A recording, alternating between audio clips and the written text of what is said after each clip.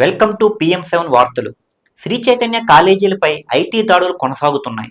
Madhapur head ఆఫీసులో IT అధికారులు 5 కోట్లు స్వాధీనం చేసుకుని హార్డ్ డిస్కులు, పలు బ్యాంక్ రికార్డ్స్ పరిశీలిస్తున్నారు. అలాగే వారు చేస్తున్న ట్యాక్స్ చెల్లింపులపై ఆరాలు తీస్తున్నారు. ఈ ఐటీ దాడులు ఏకకాలంలో దేశవ్యాప్తంగా ఉన్న అన్ని శ్రీ చైతన్య కాలేజీ ఆఫీసుల్లో జరుగుతున్నాయి. తెలుగు రాష్ట్రాలతో పాటు అనేక ప్రాంతాల్లో ఉన్న శ్రీ చైతన్య విద్యా సంస్థలపై ఐటీ అధికారులు సోదాలు చేస్తున్నారు. ముందుగా హైదరాబాద్ మాదాపూర్ అయ్యప్ప సొసైటీలోని శ్రీ చైతన్య కార్పొరేట్ ఆఫీసులో సోదాలు చేయగా, అదే రోజు ఏపీ, బెంగళూరు, చెన్నై, ఢిల్లీ, పూణే సహా దేశవ్యాప్తంగా ఉన్న శ్రీ చైతన్య విద్యా సంస్థల్లో సోమవారం ఉదయం ఏకకాలంలో ఐటీ సోదాలు ప్రారంభించారు. దీంతో ఇప్పుడు మంగళవారం కూడా సోదాలు కొనసాగుతున్నాయి.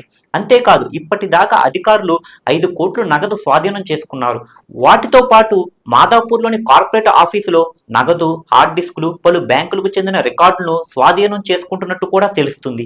ఈ విధంగా 5 రోజుల సెర్చ్ వారెంట్తో ఐటీ అధికారులు సోదాలు నిర్వహిస్తున్నట్టు సమాచారం. ఈ సోదాలు జరుగుతున్నప్పుడు అడ్మిషన్లు, ట్యూషన్ ఫీజుల పేరుతో తల్లిదండ్రుల నుంచి దండిగా డబ్బులు వసూలు చేస్తున్నట్లు అధికారులు గుర్తించారు. మరోపక్క శ్రీ చైతన్య విద్యా సంస్థలు లావాదేవీల సాఫ్ట్వేర్ను కూడా ఐటీ అధికారులు పరిశీలిస్తున్నారు.